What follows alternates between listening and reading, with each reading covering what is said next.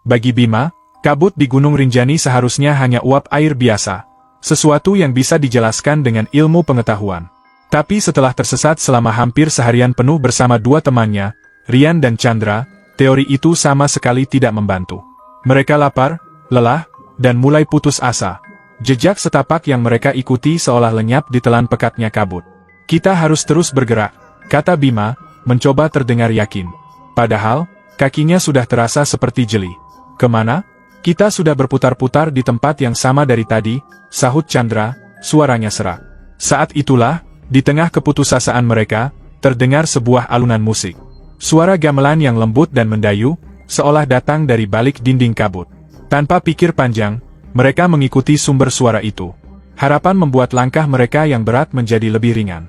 Benar saja, tak lama kemudian kabut menipis dan di hadapan mereka terhampar sebuah lembah kecil yang subur.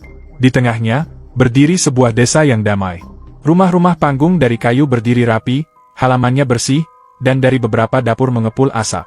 Bau harum sate dan sambal yang lezat langsung membuat perut mereka keroncongan. Warga desa yang melihat kedatangan mereka langsung tersenyum ramah dan menyambut dengan tangan terbuka. Mari, silakan masuk. Kalian pasti lelah dan lapar, kata seorang pria parubaya yang memperkenalkan diri sebagai kepala desa. Bima, Rian, dan Chandra merasa sangat beruntung. Mereka disuguhi makanan yang luar biasa enak dan minuman hangat. Semua penduduk desa sangat baik. Tapi saat malam tiba dan mereka diberi tempat untuk beristirahat di sebuah balai besar, Bima mulai merasakan ada yang aneh. Desa ini terlalu sunyi. Kalian sadar tidak? Bisik Bima pada kedua temannya. Dari tadi sore, aku tidak melihat ada anak kecil. Tidak ada juga orang yang sudah sangat tua. Semua penduduknya kulihat seumuran, sekitar 30-an. Rian yang sudah mengantuk menepisnya. Kau ini terlalu banyak berpikir, Bim. Mungkin mereka memang komunitas yang unik. Sudah, lebih baik tidur. Keesokan harinya, keanehan itu semakin terasa. Makanan selalu tersedia melimpah, seolah tak pernah habis. Bima mencoba bertanya pada seorang ibu yang sedang menumbuk bumbu, dari mana mereka mendapatkan semua bahan makanan. Ibu itu hanya tersenyum dan menjawab, desa ini selalu menyediakan apa yang kami butuhkan. Jawaban yang ramah, tapi tidak menjelaskan apa-apa. Rasa penasaran membuat Bima berjalan-jalan ke belakang desa. Dia menemukan sebuah lumbung padi yang sangat besar. Isinya penuh hingga ke atap.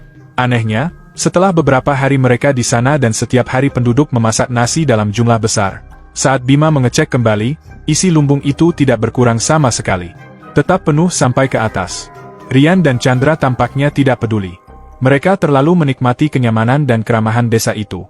Mereka bahkan mulai lupa dengan tujuan awal mereka mendaki Rinjani. Hanya Bima yang merasa seperti ada dalam mimpi buruk yang indah. Ia tahu, mereka harus segera pergi dari tempat ini. Aku akan mencari jalan keluar hari ini, kata Bima tegas. Rian dan Chandra hanya menganggapnya aneh, tapi tidak melarang. Bima berlari memasuki hutan, mengikuti arah matahari terbit, berharap bisa menemukan jalan setapak yang kemarin mereka lewati. Ia terus berlari sekuat tenaga, melewati pepohonan rapat dan semak belukar. Setelah merasa sudah berlari cukup jauh, ia berhenti untuk beristirahat. Namun, betapa terkejutnya ia ketika melihat di hadapannya justru berdiri gerbang desa yang tadi baru saja ia tinggalkan. Jantungnya berdebar kencang. Ini tidak mungkin. Ia mencoba lagi, mengambil arah yang berbeda. Hasilnya tetap sama. Hutan itu seolah sebuah labirin hidup yang selalu membawanya kembali ke titik awal. Lelah dan putus asa, ia kembali ke desa. Di gerbang, seorang wanita yang pernah menyajikan minuman untuknya sudah menunggu sambil tersenyum. Senyumnya masih ramah, tapi mata wanita itu menyiratkan kesedihan yang sangat dalam. Tidak ada jalan keluar Mas, katanya dengan suara pelan. Desa ini yang memilih siapa yang boleh tinggal. Bukan kita yang memilih untuk pergi.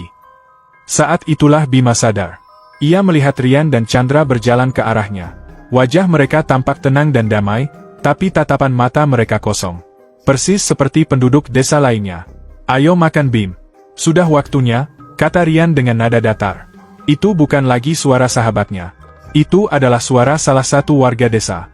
Bima menatap nanar ke sekelilingnya. Wajah-wajah ramah itu kini terlihat seperti topeng yang indah. Mereka bukan menolong, tapi menjebak. Mereka adalah para pendaki yang tersesat dari puluhan tahun lalu, yang kini menjadi warga baru untuk menyambut korban selanjutnya. Waktu seakan berhenti di desa itu. Bima tidak tahu sudah berapa lama ia di sana. Seminggu, sebulan, atau mungkin setahun. Perlawanan dalam dirinya perlahan padam, digantikan oleh ketenangan yang hampa. Hingga suatu sore, saat kabut tebal kembali turun menyelimuti lembah, ia mendengar 3 suara orang berteriak minta tolong dari kejauhan. Bima bangkit berdiri. Tanpa ia sadari, bibirnya mengukir sebuah senyum ramah yang telah ia lihat berkali-kali. Ia berjalan perlahan menuju gerbang desa, siap menyambut para tamunya yang kelelahan. "Selamat datang," sapanya dengan suara lembut. "Kalian pasti lelah dan lapar.